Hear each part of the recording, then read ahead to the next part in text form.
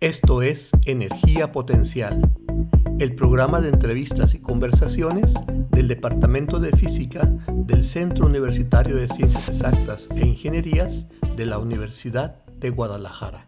Hoy hablaremos de una de las preguntas más ambiciosas de la física moderna, que ocurrió en los primeros instantes después del origen del universo. Para abordar este tema, nos acompaña el doctor Rafael Hernández Jiménez, investigador postdoctoral en CUSEI.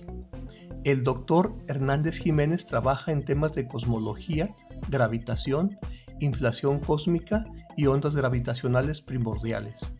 Su trayectoria incluye estudios sobre inflación cálida y actualmente participa en investigaciones relacionadas con el universo temprano y con las posibles señales que pudieron haber quedado impresas en el cosmos en forma de ondas gravitacionales. Doctor, muchas gracias por acompañarnos en Energía Potencial. Para comenzar, cuéntenos un poco sobre su trayectoria. ¿Cómo llegó a trabajar en cosmología, gravitación e inflación cósmica? Primeramente, muchas gracias por la invitación a Energía Potencial. Agradecido por tomarme en cuenta en esta entrevista. Y para responder brevemente, pues siempre uno tiene curiosidad de pequeño sobre cómo funcionan las cosas o tratar de entender el mundo en general, pero siempre la astronomía es como mirar las estrellas y ver el cielo por la noche, pues siempre es bastante atractivo, ¿no? De pequeño. Y en ese sentido fue que a mí me llamó mucho la atención estudiar en un principio astronomía, pero cuando ya me di cuenta que realmente si quieres hacer de verdad, digamos, estudiar los fenómenos en general de astrofísicos o fenómenos de la física, pues necesitas estudiar claramente física. Entonces me decanté por estudiar física y ya durante el proceso en la licenciatura me atrajo mucho la relatividad general y en particular la cosmología, porque es un tema, una vez más, que se acerca mucho a esta idea de estudiar el universo como un todo y también explicar de cierta manera pues el origen de nosotros, pues esencialmente. Y quizás es algo un poquito a lo mejor dogmático o no quisiera usar la palabra teológico, pero es algo dogmático en el sentido de que pues esa explicación te pudiera dar al menos un sentido de por qué estamos aquí, ¿no? Entonces en ese sentido yo elegí estudiar la cosmología y eventualmente pues seguí en el mismo camino en el doctorado, en la maestría y luego en el doctorado, y ya, digamos, ya me especifiqué un poquito más el doctorado en el universo temprano. Pero bueno, insisto, brevemente respondiendo a esa pregunta, pues eso fue, digamos, el camino que me llevó a ser cosmólogo. Una de sus recientes investigaciones trata sobre agujeros negros primordiales. ¿Podría explicarnos qué son y qué los diferencia de los agujeros negros convencionales? Sí, claro. La diferencia es muy simple. El mecanismo para los agujeros negros llamados estelares, pues es esencialmente la muerte de una estrella. Es un límite que una cierta cantidad de masas solares es alrededor de 1 y algo, 2 masas solares, que es el límite de Charles-Hecker, y que permite entonces la formación de ya sea estrellas de supernovas o si son mucho más masivas, pues podrían producir ya sea estrellas de neutrones o también agujeros negros, ¿no?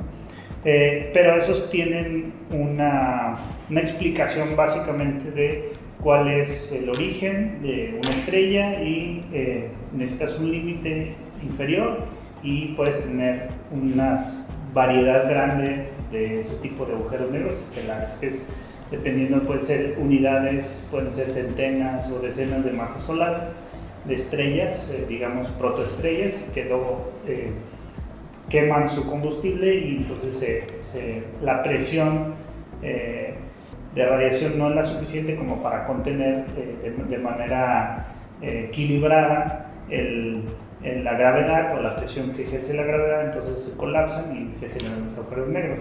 Por otro lado, los agujeros negros primordiales La hipótesis es que se generaron al inicio del universo, muy cercano después de la singularidad. Esto es porque existen las condiciones propicias para que en ese entorno de altas densidades, altas temperaturas, donde hay mucha materia, ahí se pueden generar agujeros negros o conglomeraciones de masa que después la misma gravedad los hace que se contraigan y entonces generen una singularidad. Y la diferencia esencialmente radica en el origen y también en las masas o el espectro de masas de agujeros negros primordiales. Puede haber de masas mucho menores que masas solares, porque no llevaron ese proceso de primero ser estrellas y luego quemar su combustible y luego tener ese desequilibrio entre la presión y la gravedad, y entonces pueden ser masas de menos de masas solares, estoy hablando de mucho menos que masas solares, hasta todavía supermasivos. Entonces, una hipótesis presente ahora sobre cómo entender esos agujeros negros esos agujeros negros primordiales es una posible explicación de los agujeros negros que se han encontrado en muchos centros galácticos. Entonces, muchas galaxias tienen agujeros negros supermasivos, y que una explicación de ese origen es precisamente que se formaron muy cercano a la singularidad y que después la misma gravedad atrajo todo el demás contenido y que formaron una galaxia. Y la otra es encontrarlos a través de ondas gravitacionales, pero eso si quieren lo podemos platicar más adelante. Muy bien, y ¿podría decirnos cómo pueden las detecciones de ondas gravitacionales realizadas por el interferómetro LIGO ayudar a determinar si algunos de los agujeros negros observados tienen un origen primordial en lugar de estelar? Sí, precisamente ahí va al siguiente comentario, y es que LIGO tiene ahorita un catálogo de decenas de observaciones de colisiones. En general son agujeros negros, estrellas de neutrones o estrellas de neutrones con agujeros negros. Entonces es una combinación de esos tres posibles: agujeros negros con estrellas de neutrones y estrellas de neutrones. Entonces resulta que existe un catálogo de cuáles son las masas del agujero negro que se forma al colisionarse dos agujeros negros. Se forma un nuevo agujero negro. Esa formación de un agujero negro, de la parte de la energía se libera en una onda gravitacional, o sea, durante la fusión, y se mide esa onda gravitacional, y con eso se puede calcular más o menos bien cuáles son las masas de los agujeros negros, digamos, que formaron ese tercer agujero negro. Entonces, hasta ahorita se ha detectado de decenas de masas solares, o sea, es decir, el origen de los agujeros negros son de decenas de masas solares, unidades de masas solares, y llegan hasta uno de los más novedosos, es de algunas centenas de masas solares. Entonces, existe un rango más o menos acotado de cuáles son esas detecciones. Pero si llegara a haber el caso en el futuro que se encontrara la colisión de agujeros negros cuyas masas fueran menores que el límite de Chandrasekhar o alrededor de una masa solar, eso sería indudablemente o inequívocamente una señal de agujeros negros primordiales. Porque, insisto, lo que les explicaba antes es que los agujeros negros estelares tienen un límite inferior, pero los agujeros negros primordiales no. Entonces, encontrar una señal de una onda gravitacional debido a la colisión de dos agujeros negros con masas menores que una masa solar, eso ya es garantía de que esos se formaron, tienen un origen primordial. ¿Qué condiciones en las fluctuaciones de densidad del universo temprano son necesarias para la formación de agujeros negros primordiales y cómo se pueden inferir dichas condiciones a partir de observaciones actuales? Antes de contestar esa pregunta, brevemente voy a explicar qué son esos de fluctuaciones escalares. Entonces, esencialmente, la hipótesis más aceptada y podría decir más adecuada de cuál es la evolución del universo en una época muy temprana, que es alrededor de 10 a la menos 32 segundos después de la singularidad, y alrededor de un segundo es lo que se conoce como la hipótesis de inflación. Entonces, ese modelo inflacionario explica bastante bien ciertos problemas que tenía el modelo de Big Bang caliente, y aparte de explicar esos problemas o darles una solución a esos problemas, también provee el mecanismo en la que se permite la formación, o entender cuál es la formación de grandes estructuras. Entiéndase grandes estructuras que son, por ejemplo, cúmulos de galaxias o bueno, sí, en general los cúmulos de galaxias se puede pensar como esas grandes estructuras en el universo. Y la inflación lo que hace es generar ese mecanismo a través de lo que se llaman fluctuaciones cuánticas.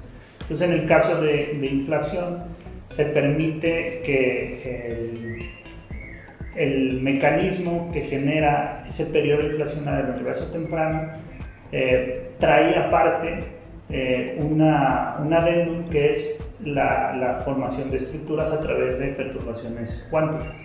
Entonces, esas perturbaciones se presentan como pequeños grumitos en un espacio, digamos, homogéneo, y que tienes pequeños grumitos, y esos grumitos, que son anisotropías, van generando, se van agrupando con otros grumitos y van entonces generando grandes estructuras. Entonces, la idea de que el periodo inflacionario te permita explicar eso, habría que ver cuántos de esos grumitos son los necesarios para formar estructuras como agujeros negros primordiales. Entonces, la principal aportación de eso es contar de cierta manera, digamos, de manera alegórica, cuántos de esos grumitos necesitas tú para construir un agujero negro primordial. Entonces, la respuesta esencialmente es que hay una cantidad que te dice cuál es la correlación entre dos de esos grumitos. Entonces, ese numerito se puede medir observacionalmente y se ha hecho con varios experimentos. El último fue el satélite de Planck de la Agencia Espacial Europea, y ellos midieron que corroboraron una medición que habían hecho antes, otros experimentos, que la correlación entre ellos es alrededor de 10 a la menos 9. Parece ser pequeña, lo es, pero es lo suficiente como para explicar lo que vemos en el cielo nocturno. Y la cantidad necesaria para que se puedan construir o generar agujeros negros primordiales tiene que subir 7 órdenes de magnitud. Entonces, de lo que se está midiendo actualmente en ese mecanismo, entonces 10 a la menos 9 tiene que subir a 10 a la menos 2. Esto es porque necesita ver, digamos, pensado con esta correlación entre dos escalas. Entonces tiene que ver mucha correlación para que exista quiero usar la palabra correcta, que exista la interacción correcta para que entonces se vayan generando estas estructuras que después se generan agujeros negros primordiales. Entonces sí es un salto bastante grande que los teóricos en ese aspecto estamos buscando qué mecanismos pueden ayudar a crecer ese número de 10 a la menos 9 hasta 10 a la menos 2. Muy bien. Continuando hablando sobre su trabajo, su doctorado estuvo relacionado con Warm Inflation, o también conocido como inflación cálida. ¿En qué se diferencia esta idea de otros modelos de inflación? Sí, precisamente qué bueno que explican sobre el periodo inflacionario. Entonces, inflación es un periodo hipotético en el que el universo temprano creció de manera abrupta, de manera exponencial. Y el mecanismo o el causante potencialmente de este crecimiento es lo que se le conoce como un campo escalar. Entonces, nosotros los físicos teóricos hemos trabajado con campos escalares desde hace muchos años. Digamos como que el campo escalar más conocido pues, es el bosón de Higgs. Y Higgs, y entre otros, siempre se me olvida el apellido de los otros dos, pero es Higgs y el otro es Peter Higgs y el François, no recuerdo bien el nombre, pero bueno, es un mecanismo donde introducieron campos escalares de los años 60. Entonces fue hasta el 2012 que se descubrió el bosón de Higgs, que fue que efectivamente los campos escalares son objetos reales, o sea, realmente hacen algo en la naturaleza. Entonces, la propuesta es un campo escalar, que es el que genera el periodo inflacionario. Se conoce como inflación fría porque es un mecanismo que actúa de manera sola. Durante este periodo inflacionario actúa él solo, el campo escalar, genera el universo, una expansión acelerada del universo, después se frena. Y es necesario que se frene porque el universo actual no se está inflando de esa manera tan brutal. Y entonces tiene que haber un mecanismo de frenado. Entonces cuando se frena, lo que deja esencialmente el universo es súper frío. Entonces cualquier interacción ya no es tan viable porque entonces todo lo que estaba inicialmente pues se separó mucho. Entonces no hay forma de que exista una comunicación, interacciones, entonces no puedes, lo que se le llama recalentar el universo. Y para eso entonces existe un mecanismo que se llama reheating, que esencialmente es acoplar el campo escalar que introduciste para inflación, acoplarlo con otros grados de libertad que te permitan recalentar el universo y entonces ahora sí describir lo que normalmente ves tú en el modelo de Big Bang caliente. Y la diferencia entonces en warm inflation es que no necesitas esos grados de libertad extras que estás metiendo cuando metes el campo escalar.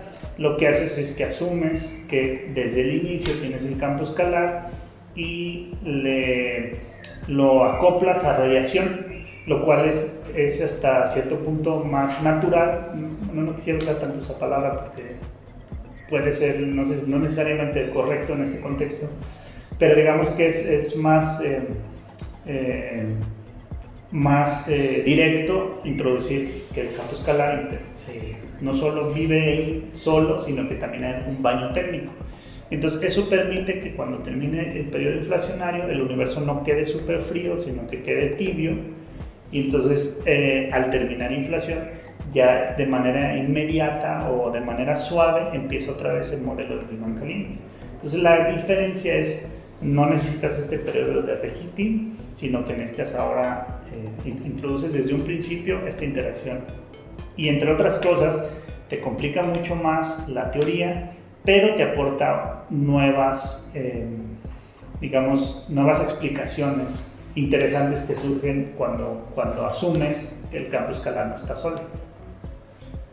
Muy bien, regresando al tema de las ondas gravitacionales que nos comentaba hace unos momentos, ¿nos puede explicar en particular qué son las ondas gravitacionales primordiales y nuevamente su diferencia de las ondas gravitacionales convencionales? Sí, voy a ser muy breve porque creo que me estoy extendiendo demasiado en mis respuestas. Pero la diferencia es este proceso de inflación ocurre también de manera que tienes estos grumos, lo que les decía, estas pequeñas anisotropías en una parte homogénea, pero también estos grumos a su vez producen vibraciones en el espacio y tiempo. Entonces estas vibraciones en el espacio y tiempo son las que entendemos como ondas gravitacionales. Entonces la diferencia, o más bien el origen de estas ondas gravitacionales primordiales es también el periodo inflacionario. Entonces durante inflación se producen estos grumos que son perturbaciones cuánticas, y también hay perturbaciones del espacio-tiempo, y estas perturbaciones del espacio-tiempo se le atribuyen a ondas gravitacionales primordiales. La diferencia con las ondas gravitacionales, digamos, que se han medido en LIGO, es que, la colaboración LIGO, el origen es completamente distinto porque son lo que se le llama un origen astrofísico. Es decir, son objetos astrofísicos como agujeros negros o estrellas de neutrones, y en el caso de ondas gravitacionales primordiales son producidas durante inflación. Entonces sí hay una diferencia entre una y otra, que la descripción sigue siendo la misma, es decir, las dos son perturbaciones del espacio-tiempo. Y cómo poder, como en algún momento diferenciarlas o llegar a ver si existe una señal diferente una con otra. Bueno, se piensa que existe un fondo de ondas gravitacionales estocástico, que esencialmente es cualquier señal que produzca ondas gravitacionales, es como una especie de ruido blanco que podría estar percibiendo que podríamos estar de alguna manera midiendo. Y este fondo de ondas gravitacionales estocástico pues tiene un montón de fuentes, pueden ser agujeros negros que a lo mejor se colisionaron muy lejos, entonces la onda gravitacional ya disminuyó su amplitud, entonces ya es casi imposible detectarla en la Tierra. Entonces va agrupando con otras señales de ondas gravitacionales, entonces va formando un fondo. Dentro de este fondo estocástico también se podría existir las ondas gravitacionales primordiales. Entonces, si se puede llegar a medir este fondo estocástico, que ya se hizo con un experimento que se llama NANOGRAPH, que fue en el 2022, 2023, ya se midió ese fondo estocástico. Entonces sí existe, o al menos observacionalmente, sí hay evidencia de que puede existir un fondo estocástico de ondas gravitacionales, pero habría que ver si se puede etiquetar que si viene de ondas gravitacionales de agujeros negros, que si viene de ondas gravitacionales primordiales. Entonces es más complejo en ese sentido medirlo. Y la otra alternativa es a través de lo que es el fondo cósmico de microondas. Entonces el fondo cósmico de microondas sí podría dar una señal más o menos clara de si existe un fondo o no de ondas gravitacionales. Esto es que el fondo cósmico de microondas, que es esencialmente la imagen más vieja que tenemos del universo, se puede ver cómo esa correlación, una vez más, de estas perturbaciones del campo escalar durante inflación, y si existe una posibilidad de que ese fondo estocástico esté polarizado con una polarización en particular. Eso es señal también inequívoca de que esa polarización solamente es debida a una señal de ondas gravitacionales primordiales. Entonces, tener el fondo cósmico, el CMB, tenerlo polarizado, es también señal de que existieron ondas gravitacionales primordiales. Y si en algún momento se lograra detectar evidencia clara y tangible de ondas gravitacionales primordiales, ¿qué nos dirían sobre el universo temprano? Es interesante esa pregunta porque precisamente va uno estudiando cada vez más la idea de qué pudo haber sucedido en el universo temprano. Entonces la imagen más certera que tenemos sobre ese proceso pues es el fondo cósmico de microondas, el CMB. Y en el CMB tenemos una información relativamente acotada porque solamente podemos calcular la correlación de estas escalas, que es luz finalmente, o es radiación electromagnética, y que podemos asignarle, no me quiero ver demasiado técnico, pero bueno, esencialmente es la radiación de un cuerpo negro. Entonces podemos asignarle una descripción de esa radiación de cuerpo negro con las herramientas que conocemos, pero lo que calculamos es ondas electromagnéticas, que es luz. Y tenemos acotado hasta ese momento porque el universo hasta cierto momento no nos permite mirar más hacia adentro. Es como imaginarse que ustedes están buscando algo en la oscuridad y de repente les prenden una lámpara en la cara, entonces los encandilan porque hay demasiada luz, entonces no pueden ver por la cantidad de luz que hay, es decir, de la cantidad de energía electromagnética. Entonces no podemos ver más allá en cierto momento durante la historia del universo, que es precisamente más allá del fondo cósmico de microondas. Esto es, insisto, a través de ondas electromagnéticas, pero sí podemos acceder a través de las ondas gravitacionales primordiales. Entonces, si estas no nos encandilan, haciendo esta misma analogía, sí podemos mirar mucho más hacia adentro, cercano a la singularidad, una señal que venga desde allá. Entonces, la noción de poder ser capaz de medir esta señal de ondas gravitacionales primordiales, ya sea en el fondo estocástico de ondas gravitacionales o en la polarización del CMB, nos permitiría pues estudiar digamos los primeros instantes del universo de manera más certera. Y una cosa que también es fundamental entender que por eso les mencionaba que el modelo inflacionario es el modelo más aceptado y quizás el modelo que nos acerca más a la realidad, y es precisamente porque es el único que de manera sencilla, de manera, digamos, directa, te da una explicación de las ondas gravitacionales primordiales.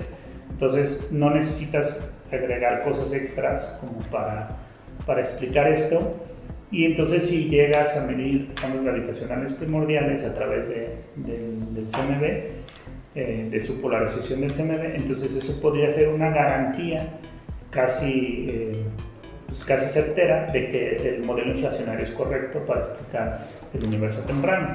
Y de hecho, como una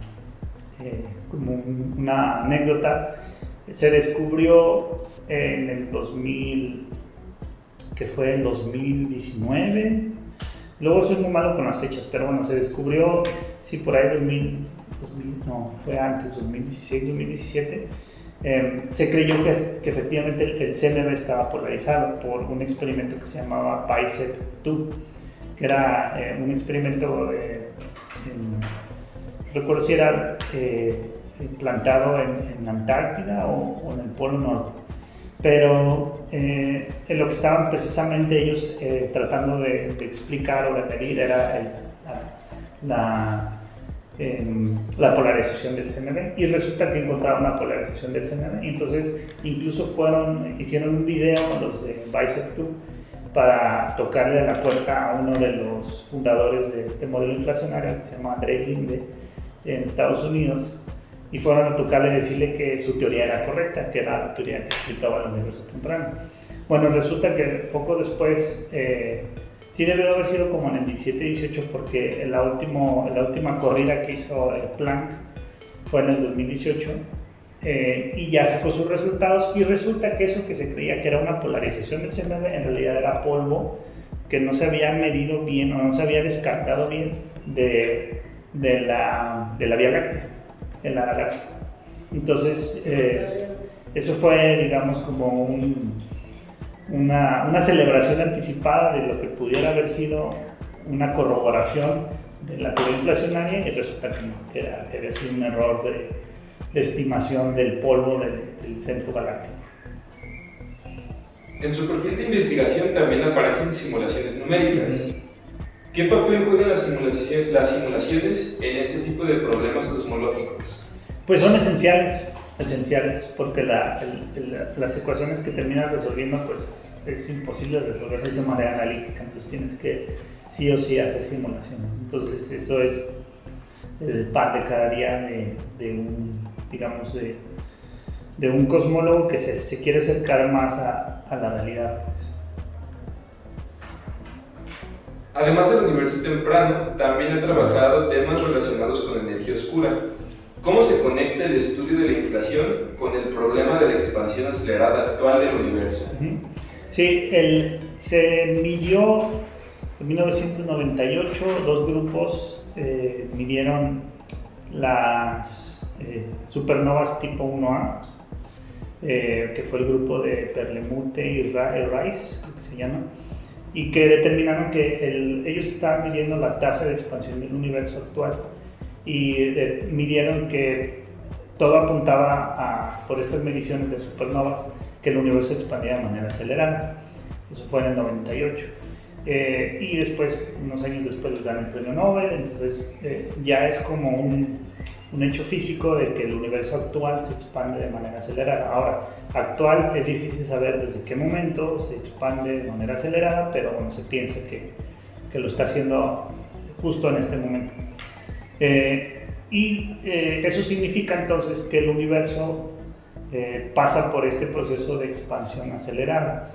Entonces la idea de inflación sucede o se le ocurre a son al menos dos, yo diría, quizás tres científicos, que son Alan Guth en el 82, propone esta idea para resolver los problemas que tenía el modelo de Big Bang caliente, su modelo inflacionario. Después André Linde y el otro yo diría que quizás Starobinsky. A lo mejor aquí los que me puedan criticar porque a lo mejor no estoy agregando a alguien más, pero bueno, ellos en los años 80 desarrollaron todo esto que conocemos como modelo inflacionario y usaron campos escalares, y la idea es de que el universo se expande de manera acelerada. Entonces, una vez que en el 98 las mediciones de estos grupos determinan que el universo se está expandiendo de manera acelerada, entonces tomaron la idea prestada del modelo inflacionario para explicar también que el universo se expande de manera acelerada. O sea, es decir, ese mecanismo de campos escalares. Ahora, no fue la primera propuesta. La primera propuesta es lo que se llama modelo lambda-CDM, que la constante cosmológica lambda es precisamente la que genera esta expansión. Entonces no necesitas agregar campos escalares que vienen de inflación, simplemente agregas un término extra en tus ecuaciones de movimiento y eso te permite que el universo que se expanda de manera acelerada. Sin embargo, últimamente hay mediciones mucho más precisas, hay un par de grupos, uno que se llama DESI y otro que se llama DES, que son mediciones más precisas sobre la tasa de expansión del universo, y han determinado que es muy probable que el modelo lambda-CDM no sea el correcto. Ahora, aquí no me quiero explayar demasiado, pero estadísticamente el modelo lambda-CDM sigue siendo el mejor. No explica todos los resultados, los últimos resultados que hay sobre la tasa de expansión. Sin embargo, un modelo extra o un modelo diferente, entonces tienes que agregar nuevos grados de libertad. Y el problema es que cuando uno agrega nuevos grados de libertad y hace análisis estadístico, te penaliza pues hacer un ajuste de tu modelo con la teoría, más bien de tu modelo con las observaciones, y te penaliza porque estás agregando cada vez más grados de libertad o parámetros en los que puedes ajustar. Entonces es una penalización que ocurre con muchos modelos nuevos o modelos que quieren explicar lo que falla el modelo lambda-CDM. Y los más exitosos, por así decirlo, pues son con campos escalares. Entonces, esa insisto, es una idea que se tomó de inflación y ahora actualmente pues, se trata de explicar esas incompatibilidades observacionales que hay entre el modelo lambda-CDM y las observaciones actuales. Pero insisto, el modelo lambda-CDM hasta ahora es estadísticamente el más exitoso. Muchas gracias, doctor. Ahora, hablando sobre una perspectiva académica aquí en la Universidad de Guadalajara, ¿cómo ve el desarrollo de la investigación en gravitación y cosmología desde la UDG aquí en el CUSEI? Pues lo veo bastante bien. He de decir que varios de nosotros nos hemos incorporado al grupo que originalmente tenía la doctora Claudia Moreno y el ya fallecido el profesor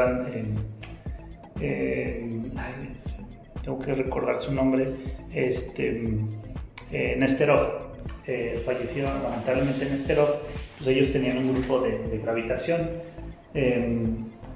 Nada más Claudia hacía un poco más de cosmología, y tenían colaboradores de otras universidades que también hacían cosmología. Incluso había un argentino que hacía bastante colaboración. Tiene un alumno de doctorado que se doctoró hace el año pasado, hace más de un año, y también hacía cosas de cosmología.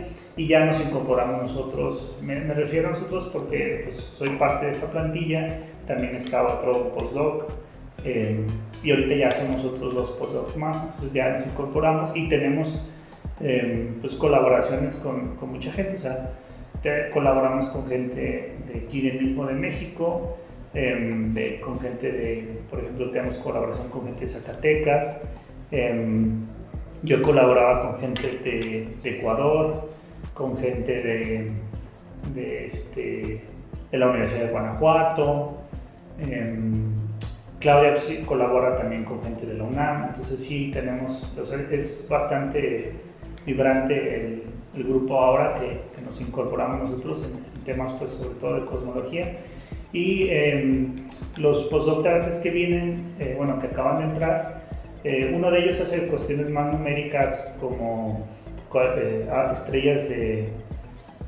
son estrellas de bosones, y hace cuestiones de simulaciones numéricas. Y el otro muchacho es precisamente el doctor que se doctoró hace unos años, y que él hace cosas de cosmología, pero más cuestiones analíticas, es un poquito más de métodos matemáticos, por así decirlo. Y la doctora Claudia, que hace cosas de análisis de datos en ondas gravitacionales, pero también hace cuestiones fenomenológicas. O sea, por ejemplo, ahorita están trabajando bastante duro con la cuestión de ondas gravitacionales de supernovas, que es ahorita, digamos, como la próxima detección de ondas gravitacionales, de fenómenos astrofísicos de ondas gravitacionales, son las supernovas.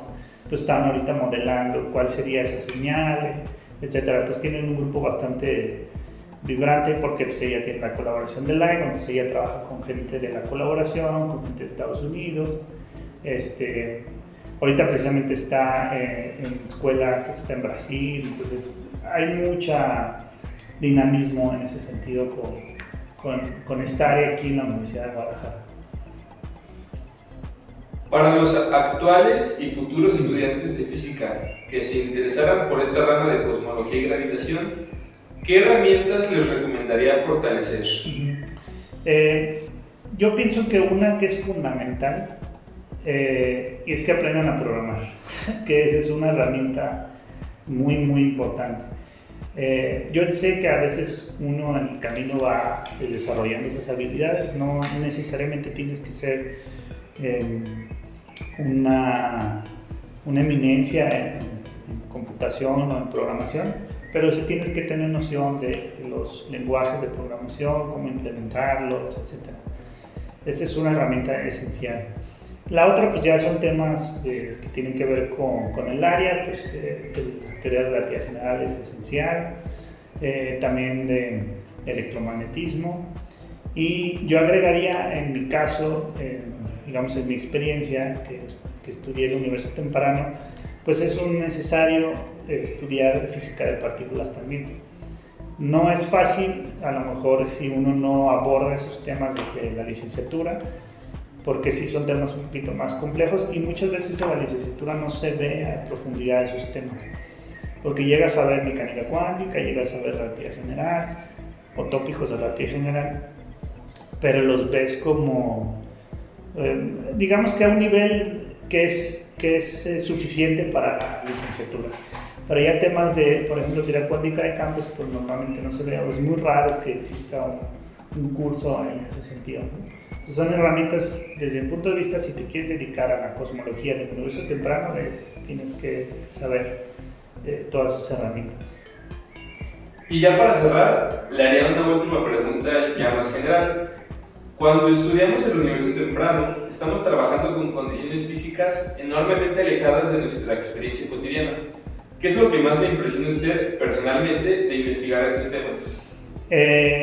Justamente, una de las cosas que mencioné al principio es que estudiamos, el modelo inflacionario estudia una época del universo extremadamente pequeña.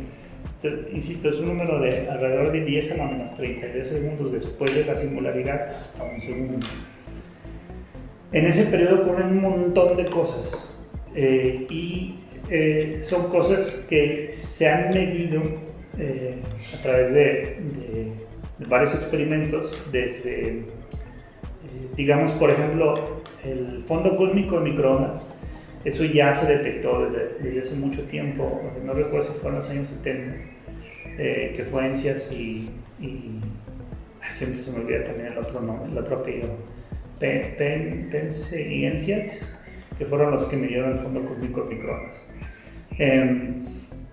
Entonces ya se sabe, digamos, hay buena evidencia de lo que sucedió en el universo temprano, y para explicar eso que se está observando, pues el mejor mecanismo es precisamente el modelo inflacionario, y ese es un periodo extremadamente corto, sin embargo explica un montón de cosas más. Eso, digamos, que es lo que más me impresiona a mí, al menos en mi área. Pues doctor, con esto concluimos la entrevista. Muchas gracias por acompañarnos en un episodio más de Energía Potencial y compartirnos un poco de su trabajo en esta área de investigación. Muchas gracias. Esto fue Energía Potencial, el programa de diálogos y entrevistas del Departamento de Física del Centro Universitario de Ciencias Exactas e Ingenierías de la Universidad de Guadalajara. Los esperamos en la próxima emisión para seguir incrementando la energía potencial.